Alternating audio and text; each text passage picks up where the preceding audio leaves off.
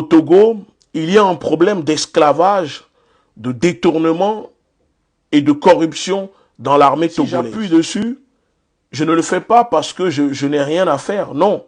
Je le fais parce que nous avons vu ce que cela a donné au Mali comme conséquence, comme retombée.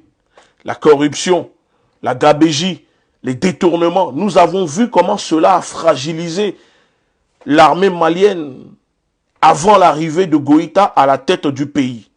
Et c'est ce qui est en train de se passer au Togo. Le Togo qui, en ce moment, subit des attaques terroristes. Ces attaques-là ne sont pas organisées par des locaux. Non, ce sont des attaques qui sont organisées, préparées, entraînées par des services de renseignement occidentaux, notamment français. Et vous le savez, que ces éléments qui écument et qui attaquent les populations en Afrique de l'Ouest, au Sahel et au nord du Togo, ce sont des éléments qui sont managés, dirigés directement par le service du Quai d'Orsay, qui reçoit, les ordres venant de l'Élysée. Ce n'est pas un secret de polichinelle. Ceux qui ne veulent pas voir la réalité, c'est leur problème. Mais les faits sont là. Nous l'avons vu, que ceux qui ont créé et financé Al-Qaïda, c'est la CIA. Ceux qui ont aidé et financé le terrorisme au Sahel, c'est la DGSE. Donc, c'est comme ça. C'est ça le management de la terreur. Au sein de l'armée togolaise, il y a un problème d'esclavage. Certains soldats sont transformés en esclaves pour certains officiers supérieurs au sein de l'armée togolaise. Il y a un cas que beaucoup de soldats togolais connaissent, mais que personne ne veut dénoncer. Alors moi, je vais le faire. Cela concerne l'école nationale des sous-officiers de Témédia. Je vais vous montrer ici l'écusson. Au sein de l'école qui est censée former des sous-officiers, je découvre que les soldats qui sont au sein de l'école sont transformés en esclaves directement pour les officiers qui sont censés les former. Le nom c'est Abli Talaké Bidjerou, lieutenant-colonel au sein de l'école des sous-officiers au Togo. Ce monsieur, parce qu'il est lieutenant-colonel au sein de l'armée, qui est censé former les soldats au Togo, prend le plaisir de transformer ces soldats en esclaves. Vous savez ce qu'il fait, cet officier, ce lieutenant-colonel? Les soldats togolais qui sont à l'école des sous-officiers sont devenus des cultivateurs pour le lieutenant-colonel Abli. Ça veut dire que des militaires togolais qui sont censés défendre le pays, on les envoie pour travailler au champ et ils n'ont pas le droit de refuser. Le lieutenant-colonel Abli Talaké prend le plaisir de transformer des êtres humains, des jeunes qui sont recrutés parce que ce sont des jeunes ou parce qu'ils font partie de telle ethnie ou telle ethnie, on les transforme en esclaves dans des champs personnels. Ce n'est pas le champ de l'armée togolaise, non. On envoie ces militaires travailler au champ pour satisfaire les besoins de certains officiers supérieurs au sein de l'armée togolaise. Alors, ce que je dis, je ne suis pas en train de l'inventer, parce que j'ai les preuves devant moi. On voit comment le lieutenant-colonel Abli traite les soldats, comment le lieutenant-colonel Abli maltraite les soldats. Certains soldats n'ont pas le droit de se plaindre, parce que quand ils se plaignent, on les fout à l'écart, on les empêche d'évoluer. Certains soldats sont première classe depuis 2009. Comment vous pouvez expliquer que des soldats recrutés depuis 2009, on est en 2020, sont toujours première classe?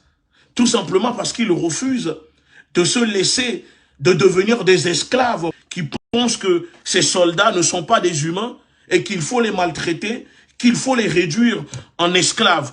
Et c'est la même chose qui se passe au sein des groupements du Gilat.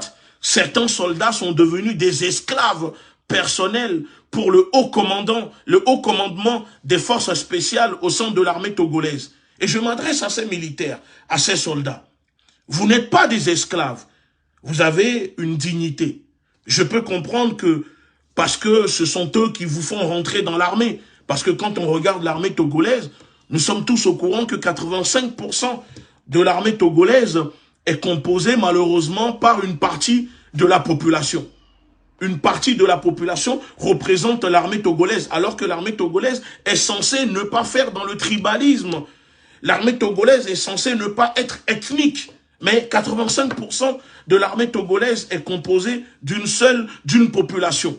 Et donc, on voit qu'il y a des clans et certains chefs supérieurs utilisent cela pour transformer des soldats en esclaves pour leurs besoins personnels. Donc, le lieutenant-colonel Abli, qui ne cesse de menacer les soldats qui sont à l'école de sous-officiers de Temédja, qui les envoie au champ, ces soldats sont obligés d'aller travailler dans des champs pour pouvoir obtenir leurs droits, mais ces militaires ne sont pas censés normalement devenir des cultivateurs.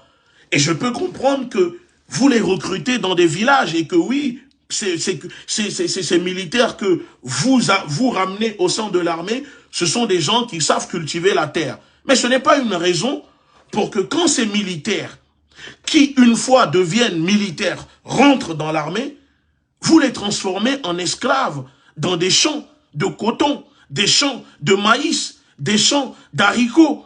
Mais il y a un problème. Et quand je vois la souffrance de ces militaires, quand il y a des militaires qui sont blessés parce qu'ils sont devenus des esclaves qui travaillent au champ toute la journée, 7 jours sur 7, il y a des centaines de militaires au Togo qui travaillent dans des champs pour les officiers supérieurs. Ils n'ont pas le droit de se plaindre, ils n'ont pas le droit d'avoir des pauses, ils n'ont pas le droit d'aller voir leur famille. Ce sont les esclaves pour une partie de l'armée togolaise. Moi, je pense qu'à un moment, ça ne peut plus durer. Ça ne peut plus durer parce que maintenant qu'il y a du terrorisme qui frappe le pays, on a besoin de ces soldats pour que ces soldats puissent défendre le pays.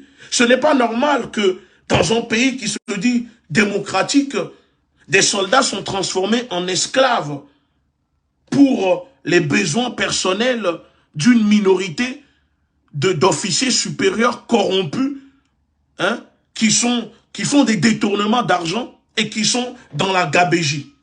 Et de plus, on découvre au sein de l'armée togolaise que, en plus de détourner de l'argent, en plus de transformer des soldats en esclaves pour travailler dans des champs, il y a aussi des détournements alimentaires. Et pas n'importe quel aliment, non. Il y a un détournement des dons du programme alimentaire destiné aux populations que les chefs, les autorités militaires au Togo détournent. Exemple. Et les militaires qui regarderont cette vidéo, si ce que je dis, ce n'est pas vrai, vous pouvez le démentir. On découvre par exemple que les sacs de riz, les dons, les sacs de riz offerts par le Japon aux populations togolaises sous forme de programmes alimentaires, PAM, sont détournés par l'armée togolaise, par une partie des chefs supérieurs de l'armée togolaise et qui les redistribuent aux militaires togolais. Ça veut dire qu'à l'heure où je vous parle, le riz distribué dans des camps militaires au Togo à des militaires, à des soldats togolais, sont des lots, des sacs de riz, souvent détournés, hein, du programme alimentaire qu'on donne aux soldats togolais.